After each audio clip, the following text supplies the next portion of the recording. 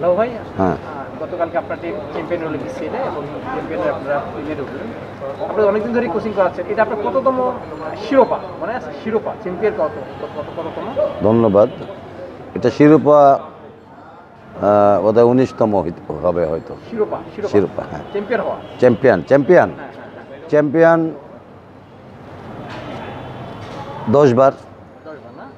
আচ্ছা। তো এই 10 বারের চ্যাম্পিয়নের মধ্যে সবচেয়ে স্মরণীয় শিরোপা কোনটা? সবচেয়ে স্মরণীয় শিরোপা ছিল আপনার যাত্রাবাড়ির সেকেন্ড ডিভিশন থেকে যখন ফার্স্ট ডিভিশনে উত্তীর্ণ হয় ওই বছর। কত সালে এটা? এটা সনগুলো তো আসলে আমাদের এখানে তো মনে করেন ওই 2 বছর মিলে 1 সাল হয়, এই জন্য সালটা আমরা 1 সাল বলতে পারি না। এটা যা যাত্রাবাড়ি যখন সেকেন্ড ডিভিশন খেলছে সেই এলাকায় উত্তীর্ণ হয়েছে, যে বছর উপরে উঠছে এটা বোধ হয় কত সাল বলবো, এটা 2002-03 হইতে পারে এরকম। আপনি এর আগেও বিসিএল এ টিম চ্যাম্পিয়ন করছেন ইয়াং ম্যানসকে। বিসিএল আপনার শিরোপা কয়টা?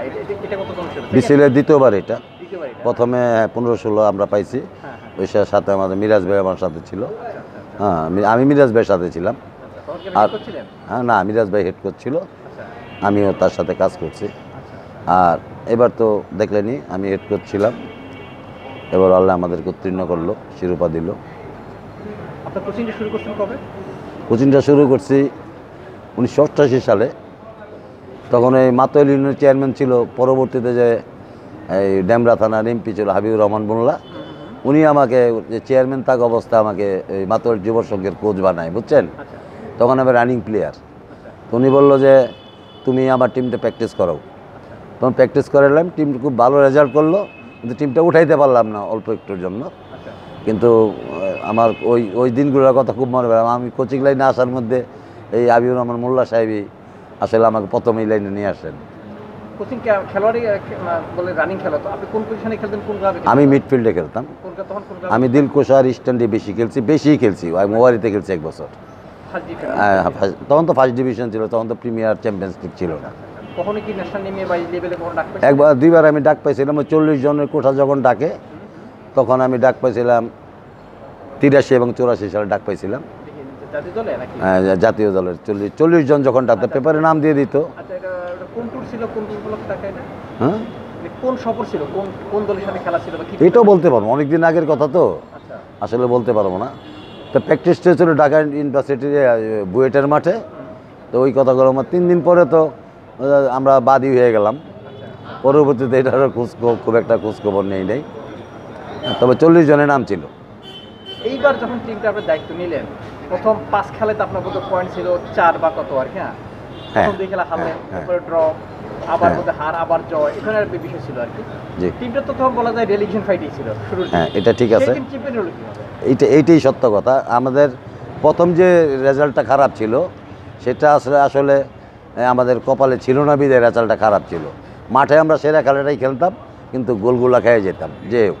কিন্তু আমাদের কনফিডেন্স ছিল সেকেন্ড লিগে যে আমরা এই সম্পূর্ণ ওই পয়েন্টগুলো আমরা কাভার করবো ইনশাল্লাহ, এবং আমরা মানে আমাদের স্থানে আমরা যাওয়ার জন্য চেষ্টা করবো। এবং আমাদের প্লেয়ারদের সাথে একটা কমিটমেন্ট ছিল, প্লেয়ারদের তো অতিরিক্ত কমিটমেন্ট ছিল আমাদের উপরে, এবং প্লেয়ারদের কমিটমেন্টের কারণে কিন্তু আল্লাহ আমাদের আজকে এই সাফল্য দিচ্ছে।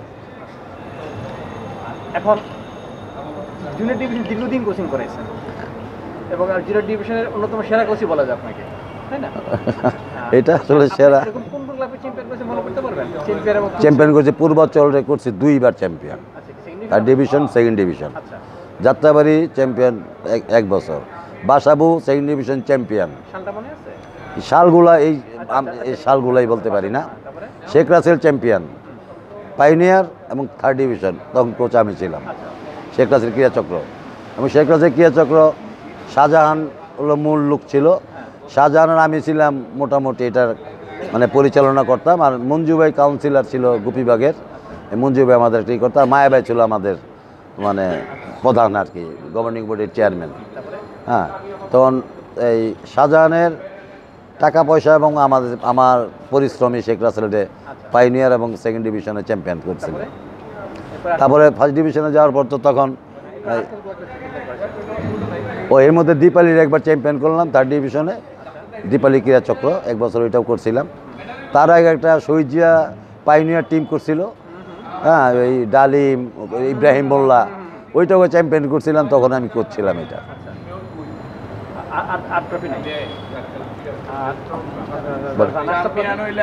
রানার আপ যাত্রাবাড়ি রানা বললো 2 বার, গত বছরও যাত্রাবাড়ি রানা বললো, লাস্ট ইয়ারে যাত্রাবাড়ি রানা পেল, এর আগেও যাত্রাবাড়ি একবার রানার আপ হয়েছে, হ্যাঁ, তখন বিসিএল খেলে নাই।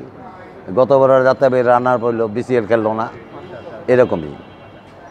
এবার তো প্রিমিয়ার উঠলো, বাংলাদেশে প্রিমিয়ার লিগ কখনো তো কোচিং করেন নাই, না? না, প্রিমিয়ার লিগ কখনো কোচিং করে নাই। বয়স কত হয়ে যাবে এখন? বয়স 64। আচ্ছা, আর খেলোয়াড়ি লাইফ শুরু ছিল কবে আপনার? খেলোয়াড়ি লাইফ শুরু হয়েছে 1980 সাল থেকে, দীর্ঘসাদে শুরু। 1977 সালে আরামবাগ শুরু। আরামবাগে 77 সালে খেলার পরে আমি 2 বছর 3 বছর খেলি না, কথা আমি নিতেই ইনজুরি ছিলাম। তারপরে আবার 80 সাল থেকে শুরু করি, দীর্ঘসাদে শুরু, যখন নুরুল্লাহ ভাই সেক্রেটারি ছিল। তারপরে 82 সালে চলে গেলাম ইস্টার্ন ক্লাবে, ওইখানে খেললাম 82, 83, 84, 85, 86, 87 চলে গেলাম ওয়ারি ক্লাবে, আমি সেন্টার মিডফিল্ড ছিলাম।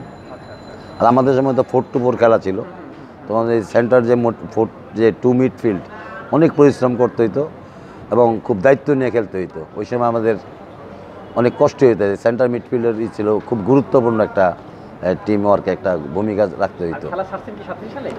খেলা ছাড়ছি 88 সালের পরেই ছাড়ছি খেলাটা, তখন আমার ছেলে জন্মগ্রহণ করলো। তো ওই যে পিছুটান হয়ে যাওয়ার পরে আমাদের যে একটা রেওয়াজ আছে, যখন ওই যারা ক্যাম্পিং করতে পারেন অফিসিয়ালরা গালাগালি করে এই করে, যখন চিন্তা আমার ছেলে হয়ে গেল, এখন আমার একটু বাসা বাড়িতে বেশি থাকতে হবে, তার চেয়ে বড় এখন আর ক্লাব খেলার দরকার নাই, সুতরাং কারো গালাগালি যে ফুটবল খেলছি, আল্লাহর রহমতে যথেষ্ট ফুটবল খেলছি। চট্টগ্রামে আমি তো অনেক বছর খেলছি এবং ভালো ভালো টিমে খেলছি, আবাহনীতে খেলছি, আগ্রাবাদ নৌজওয়ানে খেলছি, মোহামেডানে খেলছি, ল্যান্ড কাস্টমসে খেলছি। হ্যাঁ, খেলোয়াড় হিসাবে না, খেলোয়াড় হিসেবে চ্যাম্পিয়নের স্বাদ নাই। খেলোয়াড় হিসাবে এমনি লোকালে অন্য অন্য ব্যাপারে চ্যাম্পিয়ন। আমার লাইসেন্স বি লাইসেন্স। আসলে আফসোস কি, আমার যে বয়স তাতে আফসোস তো কিছু নাই। আর বিপিএলের যে কোচিং, তা আমি জানি কি করতে হয় না করতে হয়। লাইসেন্স তো আসলে কাজ করার অনুমতি, লাইসেন্স থাকলেই ভালো কাজ করা যাবে এমন কোনো কথা না। হ্যাঁ, হ্যাঁ, আমি তো বিপিএলে মানে আশা করি ভালোই করবো ইনশাল্লাহ, যদি থাকি। ইয়াংম্যান্স ক্লাব তো অনেক যাবত আছে এবং আমার সাথে তো ইয়াংম্যান্স ক্লাবের একটা হৃদয়ের সম্পর্ক হয়ে গেছে। এখন এটা ওনাদের ব্যাপার, আমার কিন্তু ছাড়ার কোনো ইচ্ছা নেই। এখন আমার অফিসিয়ালের চিন্তাটা হলো মেইন। হ্যাঁ, যেমন ইয়াসিন স্টপার ছিল, তারপর হ্যাঁ বরিশালের ইয়াসিন ছিল, তারপরে মনে করেন এই রাইট ব্যাট খেলে ওই যে চাকমা, ভুলে যায় নাম, কিংসুক না, লেটেস্ট যে খেলে, বিপুল বড়ুয়ার করছিলাম আমি, বিপুল, সিলেটের বিপ্লু, হ্যাঁ বিপ্লু। তারপরে আরও প্লেয়ারগুলোর নামই আসতেছে না মোটামুটি, জানি 7-8 জন ছিল আর কি, এখনও খেলে, হ্যাঁ তারা খেলে। তো ক্যারিয়ারের শেষ পর্যায়ে আর কতদিন কোচিং করতে চাচ্ছেন? যতদিন আল্লাহ বাঁচায় রাখে ফুটবলের সাথে থাকতে হইব। আর আমি তো অন্য কোনো ব্যবসা বাণিজ্য করি না, এই ফুটবল কোচিংই করি আমি, এবং আমি সারা বছরই কোচিং করি কোথাও না কোথাও। অনেক কোচেরই একটা খেলা শেষ হলে তার আর কাজ থাকে না, আমার যেমন একটার পর একটা কাজ থাকি, সারা বছরই আমার কাজ থাকে।